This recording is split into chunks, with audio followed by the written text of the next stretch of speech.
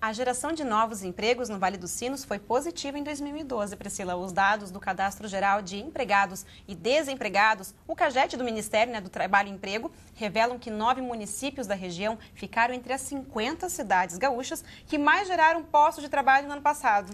Mas mesmo assim, o crescimento na criação de emprego foi lento em relação ao ano anterior, tanto na região quanto no estado e também no país. E para se manter ou conseguir uma vaga, é necessário qualificação. E para conversar com a gente sobre esse assunto, nós recebemos aqui no estúdio a consultora de Relações Humanas, Helenise Rocha, e também o empresário Tiago Guedes. Olá, sejam bem-vindos aqui no Conexão. Olá, obrigada. Olá. Sejam bem-vindos. Helenise, a gente viu no bloco anterior, então, o exemplo de 2 jovens que eram estagiários e que foram contratados ainda durante o período de estágio, né? A gente viu a visão, então, do empregado. E como é que é para o empregador encarar esse novo desafio de ter um estagiário que foi contratado, a questão das responsabilidades, como é que fica a cobrança? Ok, certamente, a partir dessa fase do estágio em que o empregado assume essa função de efetivo dentro da organização, para o empresariado é um desafio em termos tributários, principalmente, né? Iniciando, pensando no aspecto fiscal. Hoje, um funcionário que custe R$700, né, para a empresa, apenas como estagiário, ele vai ter uma taxa que se paga para a entidade que faz essa mediação do contrato. Como efetivo, tendo um salário de R$700, ele custa, dependendo da carga tributária da empresa, até R$1.400. Muitas vezes o funcionário não tem essa noção também, né? Exatamente. E fora isso, daí pensando nos aspectos assim de cobranças, né? É claro, um estagiário, muitas vezes, ele vem com experiência ou vem sem experiência, que seria o adequado. O inadequado no mercado é o empregador pedir um estagiário com experiência. Né? É mesmo? O estágio, na verdade, ele é um processo em que se forma um profissional dentro da organização. É uma oportunidade de aprendizado. Então, eu não posso estar exigindo de um estagiário que ele venha com experiência. Esse estagiário, no momento em que ele é efetivado, ele já tem uma experiência na empresa, já teve uma vivência, aí sim, ele assume responsabilidades maiores e acaba sendo dono de algum processo ou exercendo uma função com maior relevância dentro da organização. Mas vale destacar que também para os estagiários que já têm alguma experiência, ser estagiário em uma outra empresa também conta pontos, né, Helenise? Excelente. O estágio... conta para o currículo, né? Isso. Com certeza. Essa oportunidade de entrar numa empresa já tendo uma experiência como estagiário, você está numa vitrine. Sim. Né? Então, você tem a oportunidade de ser visto, de as pessoas conhecerem o seu trabalho, observarem as suas atitudes. Então, é muito válido, inclusive para quem tem experiência, conseguir entrar como estagiário numa empresa e buscar uma oportunidade melhor depois, né? Um crescimento profissional. Sim. Tiago, a gente sabe que aqui o Parque Tecnológico da Unicinos está atraindo muitos empregos aqui para a região, né, Kelly? E você vai ser diretor da empresa GVEDUCA, é isso? Que está sendo criada, né? A gente queria que você contasse um pouco da história dessa empresa que vai surgir e também o objetivo dela. A GVEDUCA tem uma história bem bacana. Ela nasceu aqui dentro do parque. É a união de 3 empresários, de 3 empresas diferentes. A empresa Rocha Bado com uma pessoa, a M3 Corp com uma pessoa e a GVTech se uniram e sentiram a necessidade aí de formar pessoas para essa parte de TI.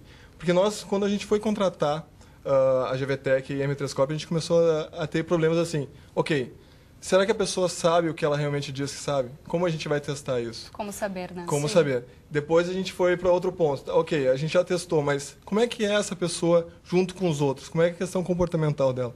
Porque às vezes é mais fácil a gente treinar uma pessoa na parte de técnica do que na parte comportamental. Então, foi aí que a gente surgiu a nossa ideia. E a GVEDUCA trabalha com 3 pilares, que é o técnico, que tem que ter. Tem a parte de gestão, que tem outros frameworks de gestão para a parte de TI, AIT, o COBIT, PMI.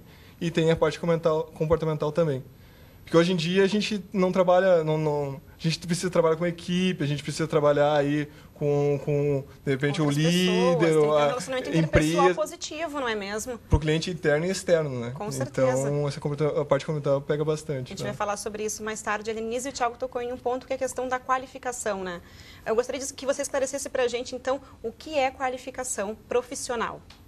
Ok, a qualificação profissional ela pode ser um processo de aprimoramento de competências, habilidades e atitudes que são desenvolvidas dentro da própria organização e depende de uma instituição de um ensino superior ou de um ensino técnico. Pode ser desenvolvida dentro da empresa, de acordo com a necessidade dela, de acordo com um cronograma de um curso, um programa de um curso em que a própria empresa elabora esses conteúdos.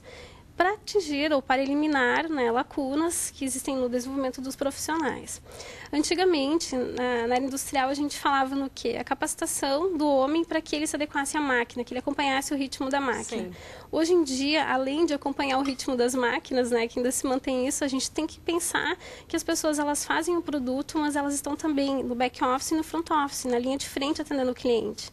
Então, eu posso prestar um serviço ou fazer um produto, eu preciso me relacionar com pessoas. E a capacitação, então, ela envolve não só esse aprimoramento para a utilização de uma tecnologia ou de uma máquina, mas também de relacionamento, que é o que o Thiago, né, trouxe recentemente. Então, a capacitação hoje, nas empresas, ela é fundamental para a garantia da competitividade. Mas isso o próprio funcionário também pode buscar essa capacitação profissional, né? Como é que faz, então, essa capacitação? Exatamente. Ele pode participar dos programas internos da organização, em que ela desenvolve e muitas vezes vincula a carreira dele.